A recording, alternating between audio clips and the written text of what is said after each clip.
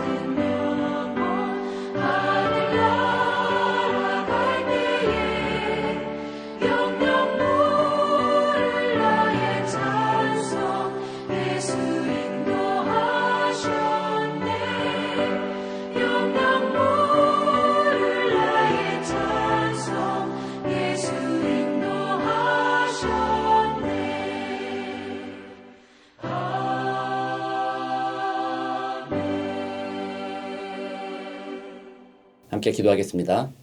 참 사랑과 은혜가 많으시며 참 좋으신 아버지 하나님 감사합니다. 귀한 아침 또 주의 말씀 앞에 있습니다. 성령께서 이 자리에 주인 되어 주셔서 하나님의 말씀 가운데 우리에게 하시고자 하는 하나님의 음성을 듣는 복된 시간 되도록 주여 도와주옵소서. 부족한 종의 입술을 주장하여 주옵시고 오직 거룩하신 하나님의 이름만 높임받는 복된 시간 되게 하옵소서. 감사드리며 살아계신 우리 구주 예수 그리스도 이름으로 기도드립니다. 아멘. 오늘 우리에게 주시는 하나님의 말씀은 에스더서 2장 1절에서 11절까지 말씀입니다. 제가 읽어드리겠습니다. 그 후에 아하수에로 왕의 노가 그침에 와스디와 그가 행한 일과 그에 대하여 내린 조서를 생각하거늘 왕의 측근 신하들이 아뢰되 왕은 왕을 위하여 아리따운 처녀들을 구하게 하시되 전국 각 지방의 관리를 명령하여 아리따운 처녀를 다 도성 수산으로 모아 후궁으로 들여 궁녀를 주관하는 넷이 해계의 손에 맡겨 그 몸을 정결하게 하는 물품을 주게 하시고 왕의 눈에 아름다운 처녀를 와스디 대신 왕후로 삼으소서 하니 왕이 그 말을 좋게 여겨 그대로 행하니라. 도성수산에 한 유다인이 있으니 이름은 모르드게라.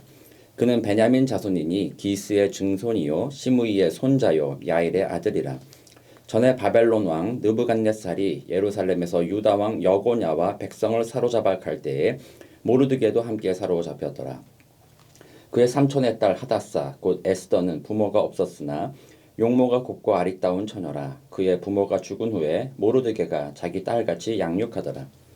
왕의 조서와 명령이 반포되매 처녀들이 도성 수산에 많이 모여 해계 수하에 나아갈 때에 에스더도 왕궁으로 이끌려가서 궁녀를 주관하는 헤게의 수하에 속하니 헤게가 이 처녀를 좋게 보고 은혜를 베풀어 몸을 정결하게 할 물품과 일용품을 고추며 또 왕궁에서 의뢰주는 7궁녀를 주고 에스더와 그 궁녀들을 후궁 아름다운 처소로 옮기더라. 에스더가 자기의 민족과 종족을 말하지 아니하니 이는 모르드게가 명령하여 말하지 말라 하였습니다. 모르드게가 날마다 후궁 뜰 앞으로 왕래하며 에스더의 안부와 어떻게 될지를 알고자 하였더라. 아멘.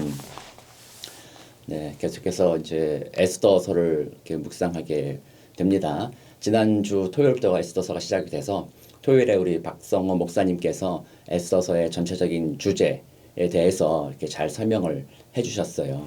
그래서 다시 한번 뭐 정리해 보면 에스더서에서는 직접적으로 하나님에 대한 언급이 없었고 그 이스라엘 백성들이 어떻게 하나님을 섬겼는지 그들이 어떻게 하나님 앞에 신실했는지 뭐 이런 내용들은 사실은 다루고 있지 않아요. 그저 하나님께서 전면에 드러나지 않으나 마치 하나님이 없는 것처럼 보여주는 순간이나 그럼에도 불구하고 하나님이 이 모든 것을 섭리로 다스리고 계시다라는 것을 보여주는 책, 그것이 바로 에스더서입니다. 그런 의미에서 봤을 때 사실 오늘날 우리들에게도 가장 은혜가 되는 책이 에스더서가 아닐까 하는 생각도 듭니다. 오늘날에도 우리는 사실 직접적으로 하나님이 개입하지 않는 듯한 그런 느낌을 받을 때가 참 많이 있잖아요. 이미 계시는 그쳤고 성경 말씀이 기록된 이후로부터는 하나님께서 직접적으로 사람에게 말하는 것은 거의 사라졌기 때문에 오늘날 우리가 느끼기에 하나님은 계시지 않는가, 하나님은 멀리 계시는가, 우리의 일들에 관여하지 않는가 이런 의문이 들 수 있을 그때에 우리는 에스더서를 통하여서 하나님이 전면에 드러나지 않음에도 불구하고 하나님은 역사를 주관하신다라는 것을 다시 한번 확인할 수 있게 되는 것입니다. 그래서 저는 에스더서가 좀 더 은혜가 되는 것 같아요. 이제 오늘 이제 제 에스더 본문을 설명하면서 사실은 그 에스더서가 일종의 역사서죠. 그러니까 이스라엘 백성들이 이렇게 바벨론의 포로로 잡혀갔다가 바사 왕이 되고 어떻게 거기서 지냈는지 그리고 거기서 어떤 일을 당했는지에 대한 기록이에요. 그래서 역사서로서 읽어야 되는 것입니다. 그래서 하나님께서 이 역사를 어떻게 주관하고 계시는가 것을 보는 건데 에스더서 이 뒷배경, 세계사적인 배경은 상당히 우리가 괄목할 만해요. 상당히 주목할 만하죠. 괄목할 만한보다 주목할 만하다라고 말할 수 있죠. 그럼에도 불구하고 이제 에스더서는 에스더와 이스라엘 백성들의 일들만 이렇게 기록하고 있어요. 그러면서 하나님의 구속사에 좀 더 포커스를 맞추고 있는 것이죠. 그러나 저는 이 뒤에 깔려 있는 그 역사적인 배경을 알 때에 그것 또한 하나님의 섭리 가운데 있다라는 것을 또 알 수 있을 것 같아서 큰 은혜가 되는 것 같아요. 그래서 오늘은 제가 먼저 전반부에는 이 역사적인 배경을 잠깐 다시 한번 설명을 해드릴 것이고 그리고 나서 오늘 본문을 통하여서 에스더를 통하여 우리에게 주시는 하나님의 은혜가 무엇인가 그걸 한번 살펴보도록 하겠습니다. 먼저 지금 아하수에로 왕이잖아요. 세상 사람들에게는 아하수에로라고 하면 잘 못 알아듣고 크세르크세스라고 해야 좀 알아들어요. 뭐 영어 성경에 보면 아예 이름이 아하수에로 안 써 있고 크세르크세스라고 쓰여 있기도 해요. 이 사람은 그 선왕 다리오 왕이에요. 다리오 왕에 이어서 이제 왕이 된 사람인데 이 다리오 왕 시절에는 이 제국이 아주 컸잖아요. 그래서 페르시아라는 지금의 그 이란과 시리아 요 근방 지역 메소포타미아 이 근방 지역을 다 다스렸을 뿐만 아니라 지금 뭐 유다라서 더 유다와 더 아래쪽에 이집트까지도 그 세력이 뻗어 있었고 또 북쪽으로는 지금이 터키 사람이 살고 있는 아나톨리아 반도라고 말하는 그 아나톨리아 반도까지가 이 페르시아의 그 제국의 영역이었어요. 그리고 제국의 끝이 어디였냐면 그리스와 맞닿아 있었어요. 그래서 그리스 가기 전까지가 이제 제국의 영토였는데 이 다리오 왕 시절, 이 아하수에로 왕의 전왕 시절에 이 아나톨리아 지금의 터키에 여러분들을 이렇게 성경을 사도행전을 보시면서 바울이 이제 3차 전도 여행을 마치고 돌아오는 길에 에베소 사람들을 이렇게 불러다가 밀레도 항구에서 장로들을 만나잖아요. 이 밀레도가 이제 한국의 오래된 도시예요. 근데 이 밀라도에서 페르시아 왕에 대해서 반란이 일어났어요. 그래서 이 반란에 대해서 이제 다리오 왕이 진압을 하는데 진압을 하고 보니까 이 밀레도스가 바로 이제 바다 건너서 그리스에 연결되어 있기 때문에 이 사람들 도와주는 사람들이 누구냐 봤더니 뒤에 배후에 이제 그리스 그때는 뭐 도시 국가들이죠. 스파르타나 아테네나 뭐 이런 그리스 연합 국가들이 도와주고 있었다는 것을 보고 나서 그래서 다리오 왕 시절에 1차로 그리스를 침공하게 되는 거죠. 너희들을 정벌해주겠다, 정벌해야 되겠다, 침공했는데 그때 이제 마라톤이라는 평야에서 페르시아군과 또 그리스 연합군이 붙었는데 이제 페르시아군이 패배를 하게 된 거죠. 그래서 마라톤 전사가 이제 뛰어가가지고 우리가 이겼다 뭐 이렇게 해서 그 마라톤이라고 하잖아요. 그게 이제 다리오 왕 전 왕 때예요. 그리고 나서 이제 다리오 왕이 다시 패배하고 돌아왔는데 괘씸하잖아요. 그러니까 다시 내가 저들을 저 그리스 저 인간들을 내가 다시 공격하겠다고 준비하고 있다가 이제 다리오 왕은 죽고 그 아들인 아하수에로가 즉위하게 된 거예요. 그럼 아하수에로가 즉위했으면 그의 가장 시급한 문제는 뭐예요?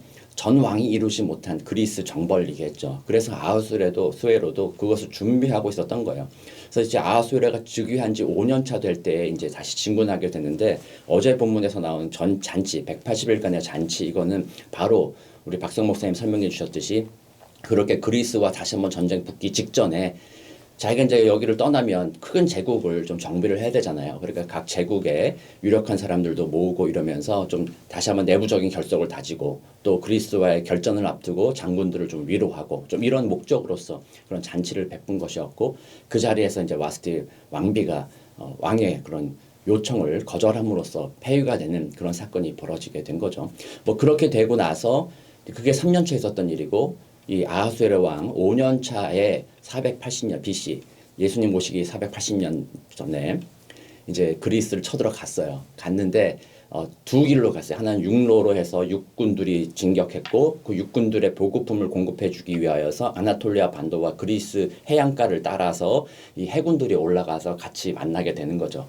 이때 이제 첫 번째가 테르모필레라는 곳에서 전투를 벌여요. 여러분들이 영화 좋아하시는 분들이라면 300이라는 영화를 보셨을 거라 생각을 해요. 그 300의 배경이 되는 곳이 바로 이 테르모필레 전투예요. 여기서 육군들이 맞붙었는데 테르모필레가 협곡이다 보니까 주로 스파르타 도시국가의 군인들로 구성된 연합군이 거기에서 그것을 막아낼 수 있을 거라 생각했는데 이제 페르시아군이 우회로를 발견해서 뒤에서 다시 치고 들어가면서 테르모필레에서 다 패배하게 되죠. 그래서 페르시아군이 진격을 해서 아테네까지 들어가게 되는 거예요.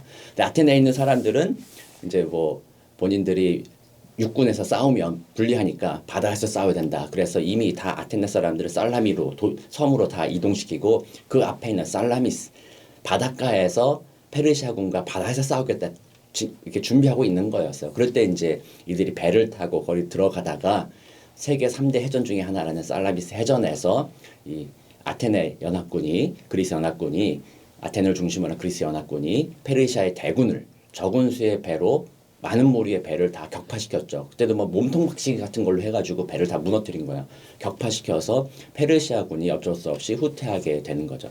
그게 이제 아하수에로 왕이 잔치를 베풀고 전쟁 나갔다. 그래서 패배하고 돌아온 때가 이제 5년 뒤 그때예요. 그리고 사실 우리가 오늘 읽은 이 본문은 정확한 때는 우리가 알 수는 없지만 이 1년 후에 이제 에스더가 왕비가 된다고 했을 때는 사실은 에스더는 BC 479년에 왕비가 되거든요. 그러니까 480년에 살라미스 해전이 있었고 그다음에 479년에 왕비가 된다고 한다면 오늘 본문은 사실 이 아하수에로 왕이 전쟁에 나갔다가 패배하고 돌아와서 있을 때라는 거죠.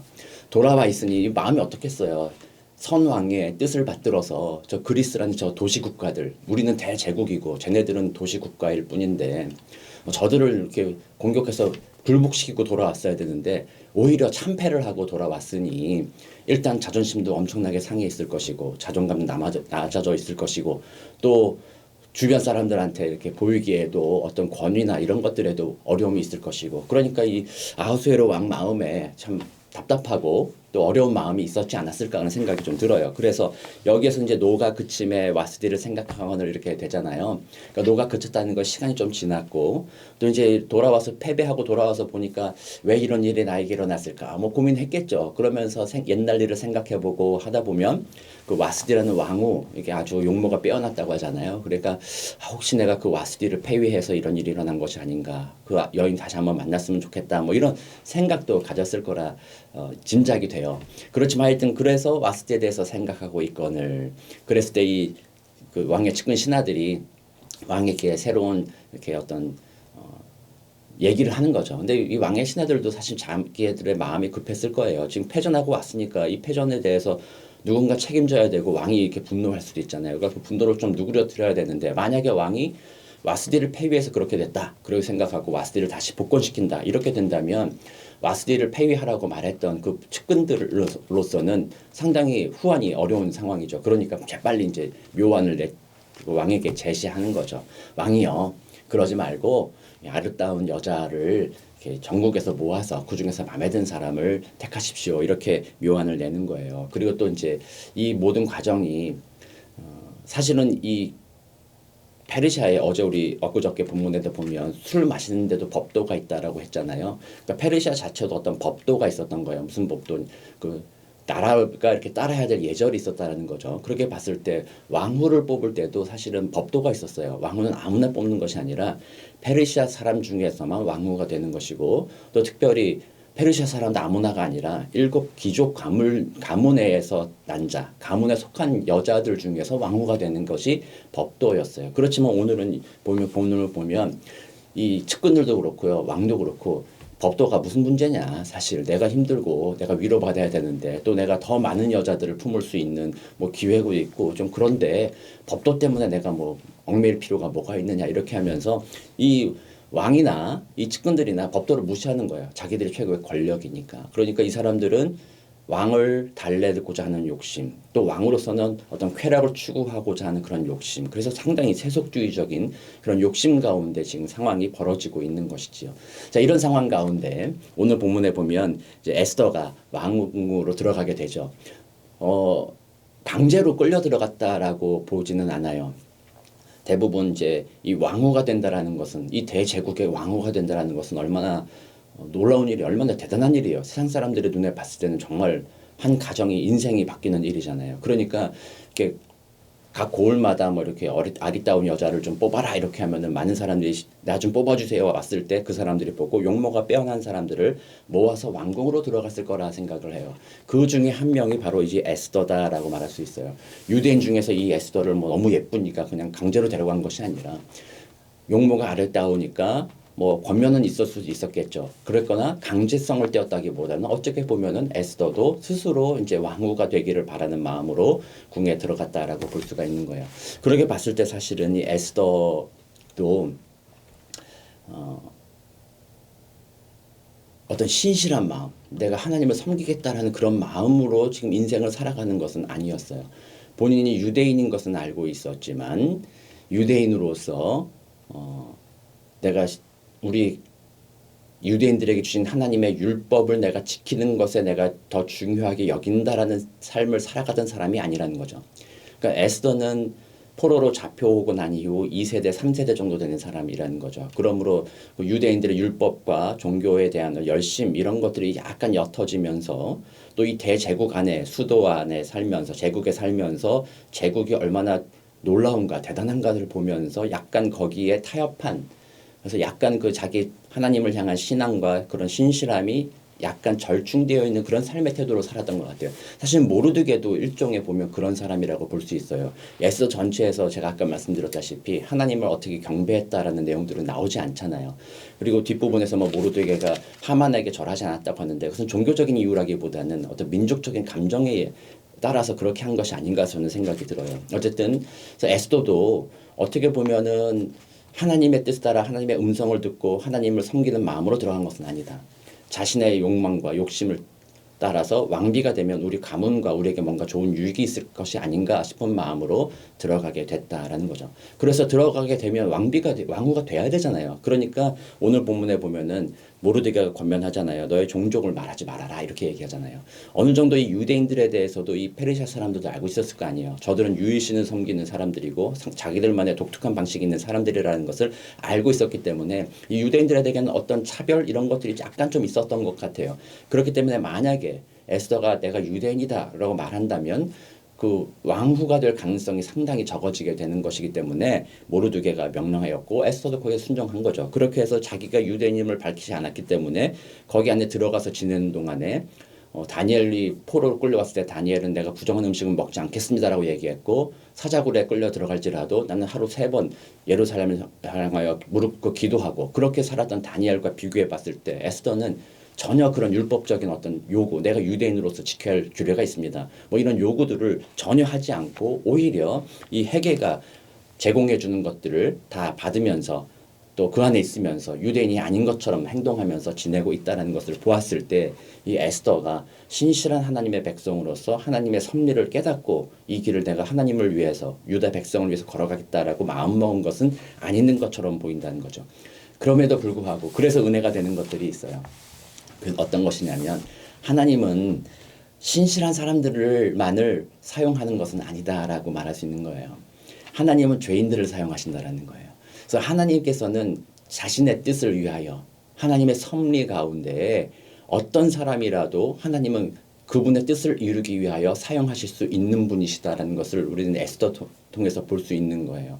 그래서 우리 교회 안에서라든지 혹은 교회 밖에서라든지 아직 하나님을 모르는 사람들 또는 하나님 앞에 좀 더 신실해 보이지 않아 보이는 그런 사람들, 이런 사람들일지라도 우리가 함부로 정죄하고 저 사람이 무슨 하나님의 일꾼으로 쓰이겠어 이렇게 생각할 필요는 없다라는 거죠. 언젠가 하나님께서는 지금도 이 모든 것을 우연히 베푼 것이 아니라 섭리로 다스리고 계신 하나님께서 하나님의 때에 저 사람을 예수 믿게 할 것이고 또 하나님의 때에 지금은 부족해 보여도 하나님의 때에 저 사람을 통해서 다른 사람이 할 수 없는 놀라운 구속의 일들, 놀라운 하나님의 일들을 이룰 것이다 라는 것을 우리는 생각할 수 있어야 되는 거죠. 그렇게 봤을 때 오늘 본문을 통하여서 오늘 결론을 내리면 하나님의 섭리가 있다라는 거죠. 하나님은 눈에 보이지 않으나 또 하나님은 세상 일들에 전혀 관여하지 않는 것 같아 보이나 하나님은 여전히 세상 일에 관여하고 있다. 하나님은 신실한 사람들에게만 관심이 있어서 신실한 사람들의 삶을 이용하고 그들을 도우시고 하는 것뿐만이 아니라 사실은 신실해 보이지 않는 자들의 삶까지도 주관하고 계시며 그들을 하나님의 때에 어느 때든지 그들을 돌이키게 하시며 또 그들을 또한 사용하시는 분이 하나님이시다라는 사실을 우리가 볼 수가 있는 거죠. 그러므로 오늘 우리는 다시 한번 눈에 보이지 않는 그 하나님이 이 역사를 주관하고 계시다. 그리고 그 하나님이 나를 택하여 주셨고 구원하여 주셨다. 그리고 그 하나님이 나의 삶을 가장 선한 길로 인도하고 계신다.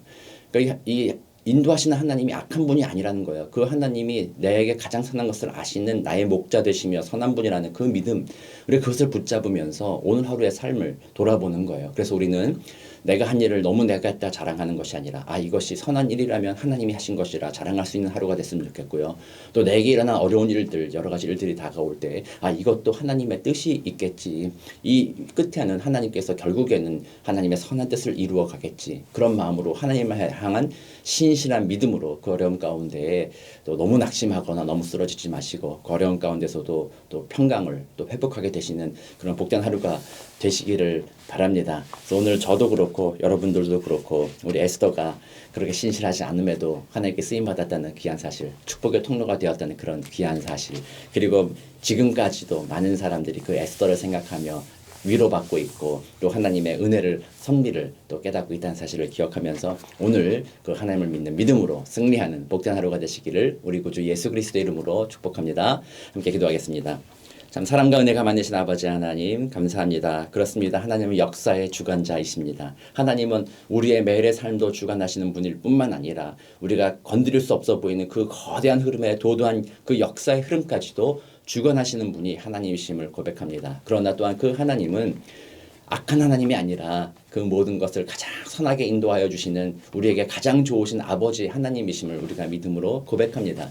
그러므로 오늘 하루 살아가는 동안 그 신실하시고 좋으신 하나님이 내 삶을 다스리고 계시지, 그 믿음 때문에 우리 마음에 겸손하여지게 하시고 또 우리 마음에 위로가 있게 하시고 평강이 있게 하여 주옵소서. 그리하여 우리 주변의 사람들에게도 그렇게 그 하나님을 보여줄 수 있는 복된 하루가 되도록 주여 도와주옵소서. 감사드리며 살아계신 우리 구주 예수 그리스도의 이름으로 기도드립니다. 아멘.